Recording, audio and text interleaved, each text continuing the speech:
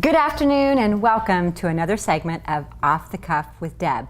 We're here live at Staged Homes Real Estate Office located at 335 Main Street, where we offer free professional home staging. Today I have a special guest with me. And by the way, this is off the cuff, so she didn't know that she was going to be a guest today. But I did have Kathy Sabater with Fairway Mortgage. And then I have Maritza. Thank you, Maritza, for being so bold as to come and sit with us today. I'm a little nervous. But. She's a little nervous, but that's okay because most millennials are a little bit nervous. So it's all right. We're going to walk her through it. So Kathy, today we're going to talk about millennials and what's up, right? Because the millennials take up about how many percent? 40? Currently, they're about 42% of the home purchase market. So did you get that? Like 42% of the home purchase market. And millennials age between what? 18, 34, 36. It depends on who you talk to. That's right. And how old are you, Maritza? I'm 23 years old. Oh my gosh, you actually said your age, so she's proud. She's a proud 23-year-old. The reason I asked Maritza to join us today is because last week and the week before, I overheard her talking about wanting to purchase a home. So in that discussion, I was kind of taking mental notes. Okay. And she was kind of going through a process of deciding whether or not she should buy a condo, whether or not she should buy a home. She's graduated from college. She's now working full time. And so now she's in a position where she can actually afford home ownership. She's not married. Most millennials are not married at this time. They're either buying a home, like you said, either because they want a home for their dog or their cat, right? Or they know that it's an investment and they're looking for the best investment, the highest and best use of their good credit. And most millennials, believe it or not, actually have good credit. So this good thing for millennials. So with that said, if you are a millennial between the ages of 18 and 34 or 32-ish like years old, then you definitely want to consider home ownership. And today we're going to talk to Maritza about that home ownership. And Kathy, I'm going to leave it to you to ask her the questions. As a millennial, what would you ask Maritza? So Maritza, right? Yes. It's a little different being in front of the camera besides being in back of the camera. How do you feel right now? I'm a little nervous. Yeah, usually I'm operating your guys' weekly show, so I'm a little, By the way, stage fright. Yeah, Maritza's actually the videographer, Yeah. so we pulled her from the other end of the camera and we put her on the couch. So give her a little bit of grace today. So relax, Jill, relax. You know. Okay, Yeah. go ahead. So let me ask you, what's making you think about home ownership versus renting? Well, I've just seen a lot of my friends renting, and they always talk about how they don't have enough money to do other things that they would rather spend their money on. And I was just thinking, if I'm going to invest in renting a property, I would rather invest my money into something that I could own one day. Gotcha. Mm-hmm. And then will you have the support of your parents or? Yes, my parents are very supportive, and I'm like very thankful and blessed. So. Okay, great. So with that being said, when we talk about millennials, last week we talked about reverse mortgages, and we talked about that's the other demographic, about 40+% who actually are also purchasing. The difference is the age in regards to generations. Right. So you look at a millennial today and you look at our generation. Our generation, we purchased a home because we were ready to have a family, get married. That was the reason for us to purchase. So we dated, we got married, and we bought the house. And so millennials don't do that. So millennials, what they do is they get a dog or a cat, and then they get a house, and then they live with someone, and then they think about whether they're going to marry the someone, and then they get married. Am I right? That is probably part of it. Am I right? Like, you're 23, Kind so of you're just accurate. starting. Yeah. You're just starting the process Yeah, right now. but So- you know, it's just it's a whole mentality Yes, it shift, is. right? Millennials tend to be much more entrepreneurial, much more independent, much more philanthropic. Yeah, that's it. That word philanthropic. So the key, the difference between, if you talk about the generations, right? I can't even say that. I feel like Lucille Ball. Don't get me started. Lucy, you got some explaining to do. So with that being said, because we are definitely trying to help Maritza out here and make her feel more comfortable about this particular scenario. So when you are out there looking, right? So Debbie had asked condo versus a home. What are your thoughts right now? I'm more attracted to the condo just because of its location, and I feel like it goes along with like my active lifestyle right now. But after talking to my parents and to you two, we were just kind of considering the fact that condos may not maintain their property value all the time, and homes are more likely to either increase or at least maintain their value. Okay. Yeah. And when you said lifestyle, what do you mean?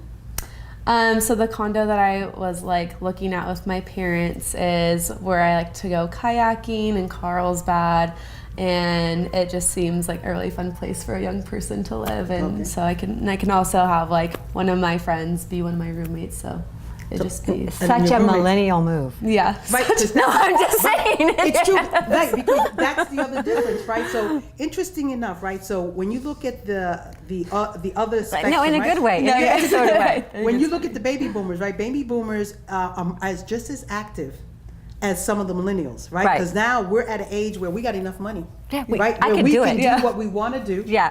have fun, go on vacation, believe you. right? And we don't keep up with the millennials because we don't have to, right? That's right. That's but right. we Just definitely don't forget that. Yeah. you don't have to keep up. But it all boils down to the lifestyle that you have. So I'll give you an example. Let's talk about the social media, right? The millennials, the difference between, I think, the generations, that the millennials have so much access to information. That's right. So it kind of helps them and not helps them because it's so much information to decipher. How do you make a decision? Yeah. So who do you tend to believe more in? Reading what you see on the internet or social media, or talking to your parents or people around you? Yeah, how did you make that decision when seeking out that knowledge? I mean, I guess a mixture of both. Like, I think the internet's good for like the most recent and the most like up-to-date information, but I guess it could also not be as reliable. So that's why it's good. I also, I talk to my parents. I have an auntie who's a real estate agent as well. That and helps. The two of you have been like awesome resources. So I think just combining them has been very knowledgeable. So at the That's end of good. the day, who's going to make the decision? You're hoping that it's you. Yeah. So you have kind of swayed from a condo to a house because you actually, from what I heard, Yeah. is that you're actually, as a millennial, I'm sorry to call you that, but in actuality that you are, Yeah. your number one priority right now is equity gain. Yeah. And so if somebody is looking for an equity gain, it could be a millennial, it could be an investor. The bottom line is numbers, and numbers don't lie. And if you go to compare the condo market, the townhome market, and the appreciation over the last couple of years in San Diego County compared to a single family home, in addition to the fact that most condos have a homeowner fee.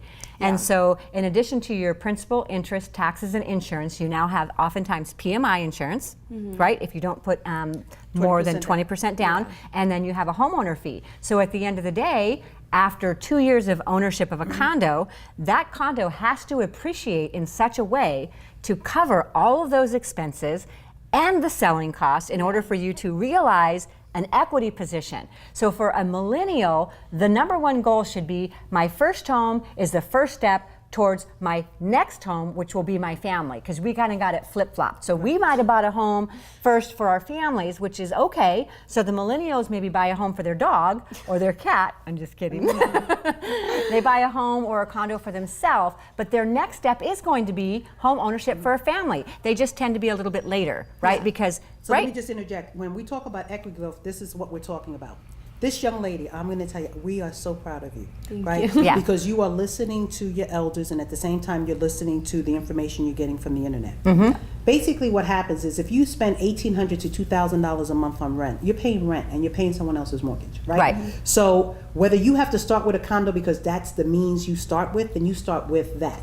So the difference between the two is if you pay $2,000 a month in rent, at the end of the year, you have nothing to write off. That's You right. So equity gain is this. Let's say I purchase a condo for $400,000. Right. Right. At the end, at the 6%, and I'm being conservative, at Carlsbad near the beach where she wants to live, That's it'll right. probably be a higher equity growth. But I don't have those numbers in front of me. But think about it. If you bought something for $400,000, 6%, that's being conservative. That's $24,000 of equity.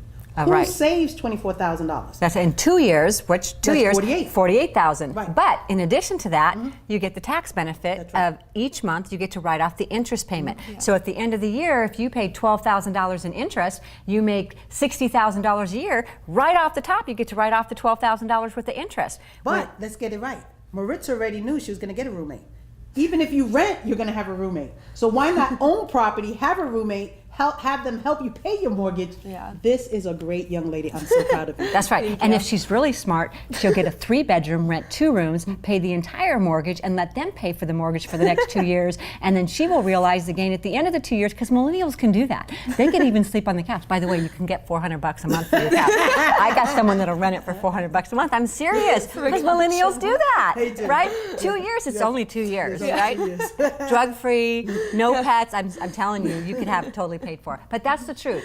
Whatever you got to do, millennials, you got to do it. You got to get in the market. The interest rates are low. Now is the time to be buying. If you don't know what to do, get educated, but do not depend solely on the internet. Make sure that you talk to a professional like Kathy Sabater. Message us. Send us a message. Ask us any question that you want. But get in the market. This is the best thing that you can do for your future. In 2 years, with an 8% increase in residential homes, right? So let's say you bought, let's say the same scenario with a $500,000 house, right? At an 8% increase is how much money? That's 40,000. Times 2. That's 40,000 times 2 is 80,000. So in 2 years, she could realize an $80,000 equity position gain in addition to the tax write-offs that she would have been paying somebody else's And mortgage one for. more thing. What? And there's more. You know those commercials. Buy now and you get 2 for free. But this is really the kicker of it all, right? So we have loan programs that provide a grant, because if you don't have the parents to help you with your down payment, we do have grants to assist you. So we have grants to help you with 3.5% down, 5% down. So really, give us a call. Let us give you your options. Feel free to rent, because we're here for the long term. That's right. So if it's going to take you 1 year, 2 year, we don't care. Let us help you with your plan, your budget. We didn't get to talk about the VIP and the real social differences between millennials and baby boomers. But we're going to. There you go. That's right. And so right now, first of all, I just really do want to thank you. Thank you for coming on the show. I know you haven't got to say a lot because we're like totally It's like okay. in between It's you. fine. Like right, like, you know, like, right? Okay. But the truth of the matter is that is the market for millennials. What's the percentage of millennials in the market? Well, let's get it right. So there's about 42% of the millennials who still haven't purchased a home. Okay. That's one. Let me finish my numbers. 42%? Now think about this. Why so not? millennials are, check it out. Millennials are from 18 to 34, 36, right? Then you have the baby boomers, 51 to 69. I'm going to deny it. I'm an echo boomer. Echo boomer. Look it up. You won't find it. You're going to have to call me. So I'm not this even is a the baby key. boomer. Check this out. What's the one? Is the echo between the baby boomer and the? It is. Okay. Okay. I'm an echo. So this is the interesting statistic. Whatever an echo Look, is. 70 there's approximately 75 million millennials, and there's approximately 74 million baby boomers. But I'm not a baby boomer. I'm an echo boomer. Okay, so it's about 50-50. Almost. Almost Can you 50-50. imagine? Wow. That's amazing. She can't Yeah. even imagine. Yeah. But really, the time is now. Even my daughter and her husband are working on qualifying for a house right now. They are ready. Take advantage of your 401ks, your retirements, family, friends with the FHA program, 3.5% down. You can actually get gifts to help you with your down payment. Also grants. Grant programs. We can also do seller carrybacks. We are creative, outside the box. If you want in, we can show you how to get in. So give us a call, message us, share with your friends. Thank you, Maritza. Thank you, Kathy Sabater, for joining us on another segment of Off the Cuff with Deb.